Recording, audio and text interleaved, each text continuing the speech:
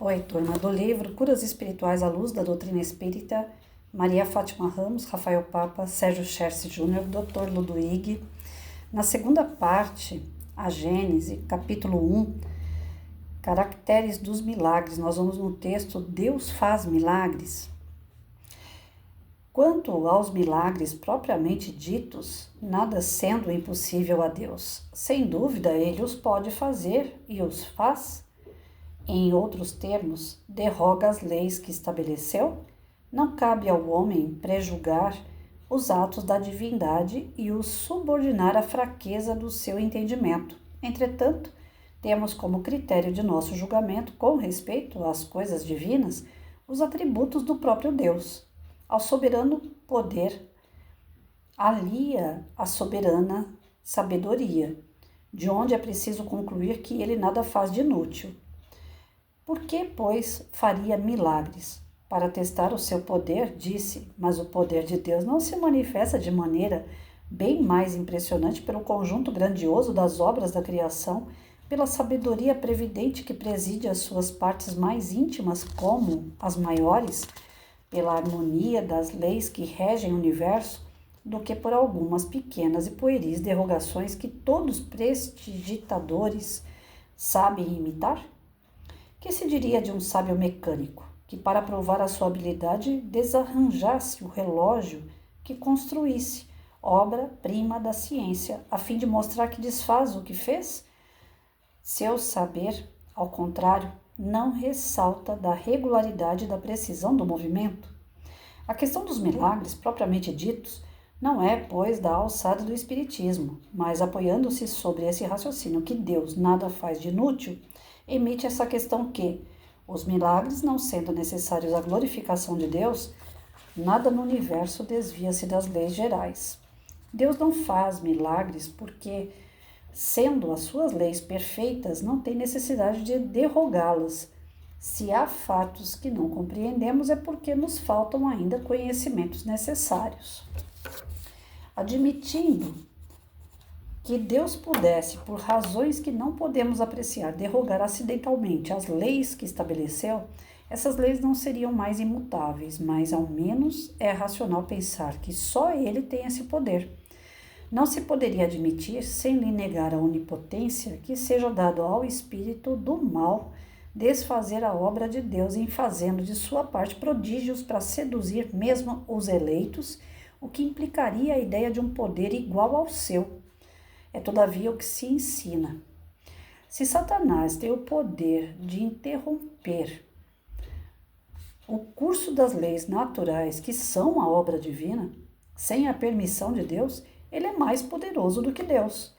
Deus, pois, não possui onipotência. Se Deus lhe delega esse poder, como se pretende para induzir mais facilmente os homens ao mal?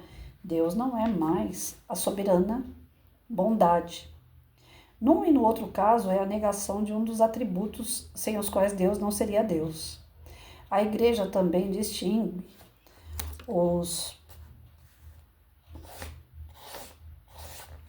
bons milagres que vêm de Deus dos maus milagres que vêm de Satanás. Mas como os diferenciar? Que um milagre seja satânico ou divino, isso não seria menos uma derrogação às leis que emanam só de Deus? Se um indivíduo é curado supostamente por milagre, que isso seja pelo fato de Deus ou de Satanás, ele não é menos curado. É necessário ter uma ideia bem pobre da inteligência humana para esperar que semelhantes doutrinas possam ser aceitas em nossos dias.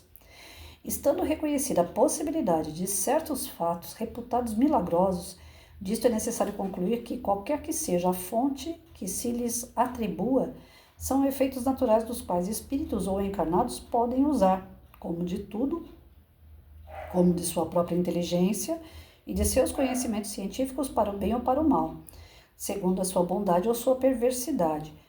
Um ser perverso, aproveitando o seu saber, pode, pois, fazer coisas que passam por prodígios aos olhos dos ignorantes. Mas quando esses efeitos têm por resultado um bem qualquer, seria ilógico lhes atribuir uma origem diabólica. Mas disse a religião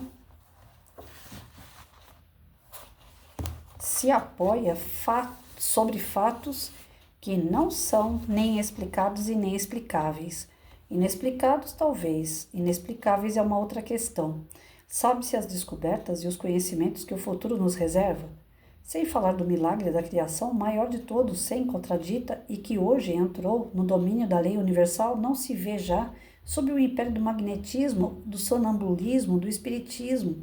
Reproduzem-se os êxtases, as visões, as aparições, a visão à distância, as curas instantâneas, as suspensões, as comunicações orais e outras com os seres do mundo invisível. Fenômenos conhecidos de tempos imemoriais, considerados outrora como maravilhosos e demonstrados hoje, pertencem à ordem das coisas naturais. Segundo a lei constitutiva dos seres, os livros sagrados estão cheios de fatos desse gênero, qualificados de sobrenaturais, mas como são encontrados análogos e mais maravilhosos ainda em todas as religiões pagãs da antiguidade, se a verdade de uma religião dependesse do número e da natureza desses fatos, não se saberia muito aquela que devesse prevalecer. Ora, vamos lá, né, turma? É uma ferida, né, tocar nesse assunto, porque para algumas religiões, Deus é o causador de muitos milagres. Para muitas pessoas, se eu falar Deus não faz milagre, eu vou quebrar a fé dessa pessoa, e às vezes é a única âncora que ela tem para se salvar, para se sentir firme. Então eu não posso quebrar a perna de ninguém para falar assim, Deus não faz milagre. O maior milagre que Deus já fez, aí nós vamos dentro do nosso raciocínio lógico. O maior milagre que Deus já fez é a nossa vida. Ele cria a vida. Ele é o Criador. É Ele que é o Criador de mar, de céu, de estrela, constelação, mundo, universo, pessoas, seres, animais, vegetais, minerais. Ele é o Criador. Esse é o milagre de Deus. A gente fala que são milagres porque nós desconhecemos a causa. Por mais que o homem estude, eu nasci da Maria e do José, é o mais que eu chego. Mas e a Maria e o José? Lá dos meus avós, e assim vão, bisavós, tá? E aí, o princípio do mundo, quem foi? Adão e Eva. Então, não tem uma explicação ainda lógica, plausível, que nosso conhecimento consiga realmente adquirir e justificar uma série de coisas que foram criadas por Deus. Nós sabemos que são criações, mas não sabemos tudo sobre a origem dessas criações. Então, para muitos isso são milagres. E a gente viu no capítulo anterior que milagre nada mais é do que aquilo que não se explica. Você não tem argumento, você não tem conhecimento para explicar e você fala que é milagre. Vamos lá, Patrícia tem poliomielite. Por que eu tenho poliomielite? Porque eu fui uma pessoa estourada, porque eu fui uma pessoa dura, rígida, muito sargentona, muito querendo ser correta, exigindo dos outros demais, sem flexibilidade, o que é certo, o que é errado. Então isso mexia demais com o meu emocional. Porque eu não estava lidando com máquinas, eu sempre lidei com pessoas, com alunos, com filho, com família, com namoros, com marido, com os amigos. Lidar com pessoas não é a mesma coisa que máquina. Máquina, sim. Ela está programada para apertar porca, ela vai apertando porca até o final. Mas gente não, gente é uma caixinha de surpresa. Cada hora ela age de uma maneira diferente e você tem uma reação diferente diante da ação do outro. Então isso fez com que a Patrícia fosse ficando pilhada. E eu ficando pilhada, eu fui derrubando lixinho no meu perispírito. Jogando lixinho no meu perispírito, eu fui adoecendo. Eu fiquei doente. Eu adquiri a poliomielite, que é uma doença emocional. Ela é degeneração muscular, mas ela começa no nosso psicológico, no emocional. Então, a Patrícia pode delegar que ela está melhorando por um milagre de Deus. O milagre já foi feito, a minha vida. Agora, a doença fui eu que causei. Se eu vou curar minha doença, tem parte da permissão de Deus, não de milagre, mas da permissão de Deus, do meu merecimento e de ajuda espiritual e de ajuda da medicina humana, a medicina material. Então, a medicina material cuida da minha matéria, meu corpo, a medicina espiritual cuida do meu perispírito, e eu, através do meu livre-arbítrio, eu vou começar a me cuidar do que eu penso, do que eu falo, do que eu faço, procurar coisas melhores, trazendo boas energias, mantendo boas vibrações, aprendendo com a lição e me tornando uma pessoa de verdade melhor. Pronto, a cura se estabelece. Tá aí todo o porquê que a Patrícia foi curada. Não foi um milagre. Eu conheço todos os trâmites e eu sei como é que vai ser. Mas ainda não chegou o momento da Patrícia se curar. Existem melhoras, temos momentos piores, porque tudo está aqui e eu ainda oscilo. Eu tento melhorar, mas eu erro, eu tento melhorar, mas eu erro, eu sou reprovada nas lições. Então, milagre de cura? Não. Mas se eu chegar isso numa pessoa que tem uma fé tremenda de que ela se curou devido à providência de Deus e que Deus fez o milagre, se eu falar para ela, não fez, eu estou quebrando a única âncora que ela está se segurando. Eu não posso fazer isso para uma outra pessoa que não tem essa bagagem do conhecimento que nós estamos adquirindo aqui.